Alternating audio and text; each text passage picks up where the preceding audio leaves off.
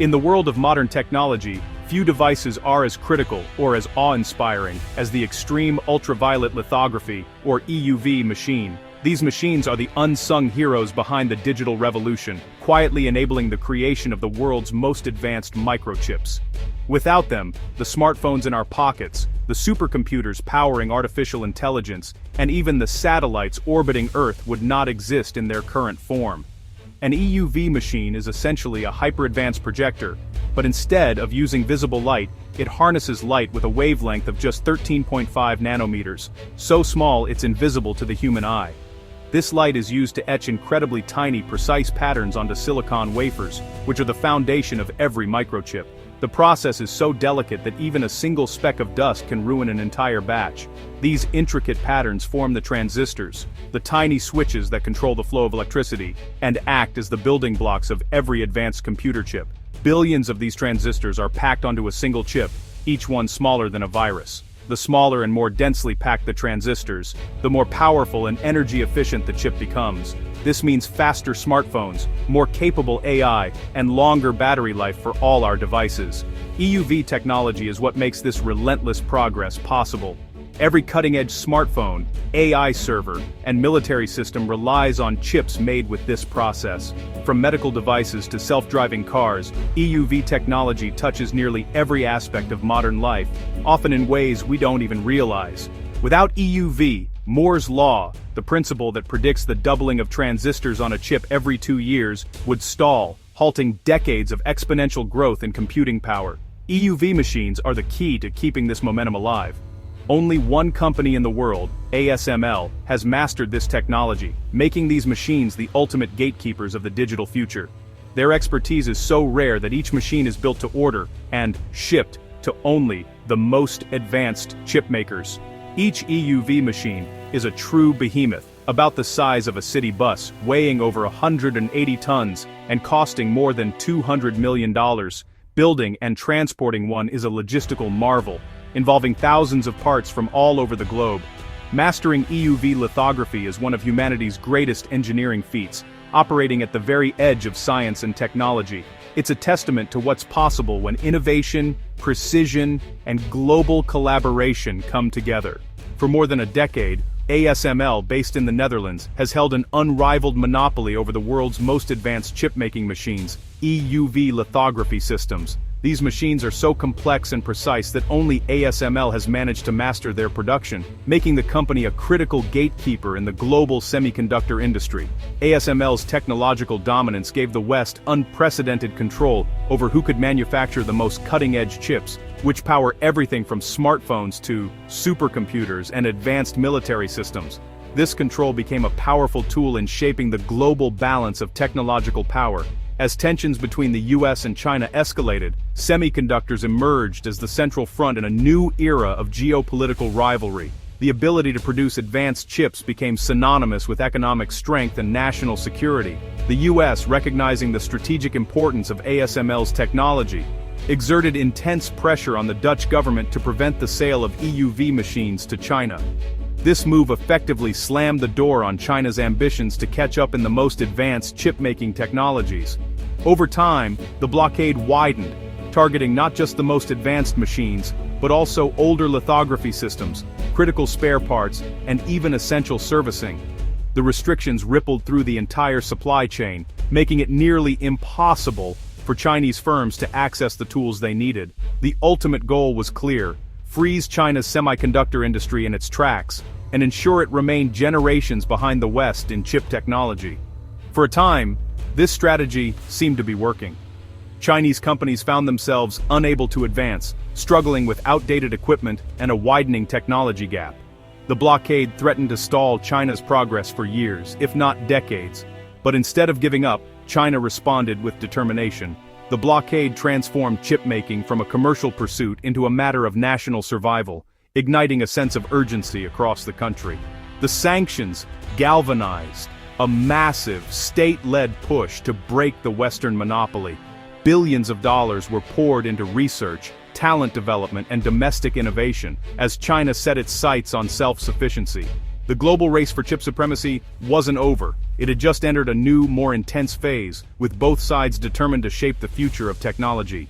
China responded to the embargo with a project of unprecedented scale, its own Manhattan Project for EUV. The mission break ASML's monopoly and secure technological independence, overseen at the highest levels of government. Huawei became the project's nerve center, coordinating state institutes, private firms, and top universities. Fragmented efforts were unified into a single national team, pooling resources and knowledge. Over 3,000 elite scientists and engineers were dedicated to the cause, backed by billions in state funding.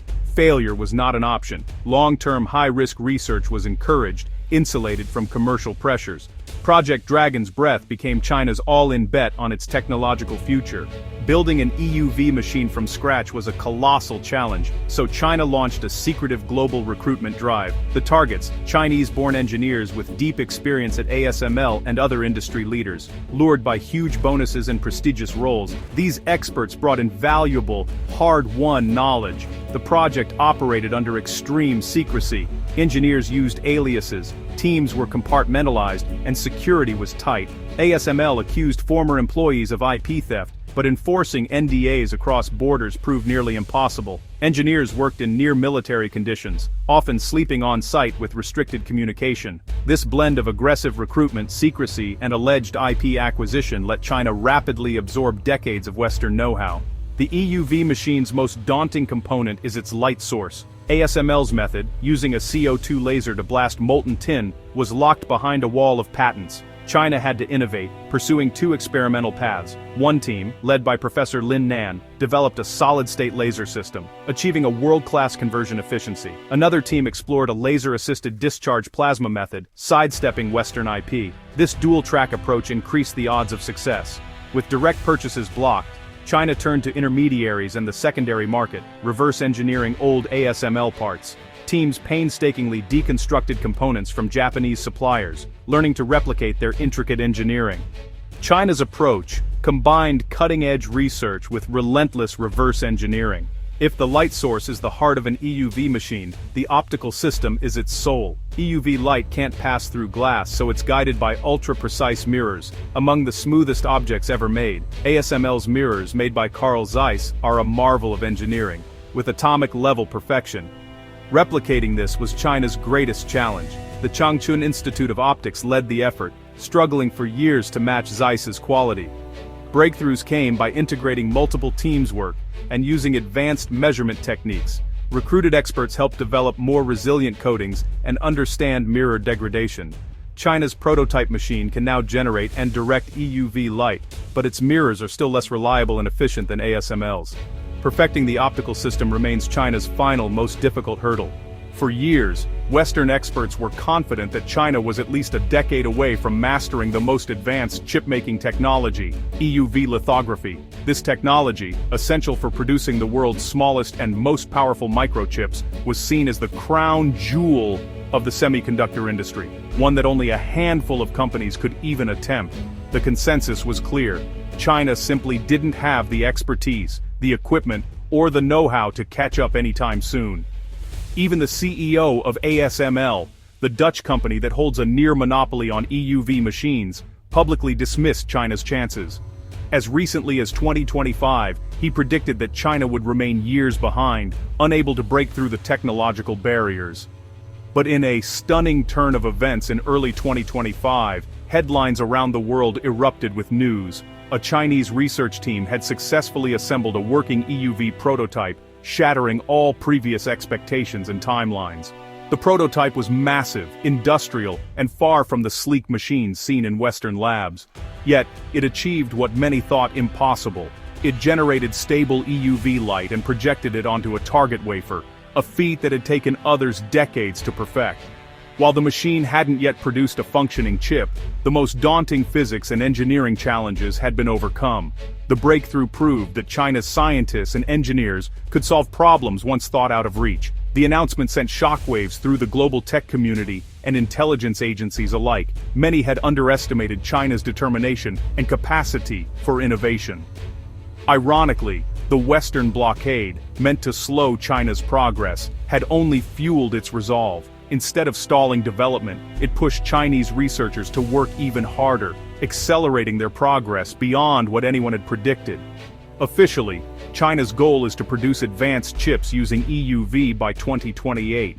However, industry insiders suggest that a more realistic timeline might be 2030, given the complexity of scaling up production and refining the technology. Still, within the next 5 to 7 years, China could be mass-producing advanced chips for its own massive market, reducing its reliance on foreign technology and suppliers. The psychological impact of this breakthrough was enormous. China had demonstrated to the world that, no matter the obstacles, it could not be locked out of the future of technology. China's EUV breakthrough marks a turning point in the global tech race. If China can move from prototype to mass production, the world's semiconductor landscape will be transformed. A second EUV supplier could break ASML's monopoly and reshape global supply chains. Chinese-made chips could power devices worldwide, especially in countries seeking alternatives to Western tech. But challenges remain. China must perfect its optics, improve reliability, and build a domestic supply chain. The West is already working on next-generation EUV, keeping the frontier moving. The lesson: technological containment is temporary. Blockades can spur breakthroughs. As 2025 ends, the race for the future of technology is more competitive, unpredictable, and global than ever.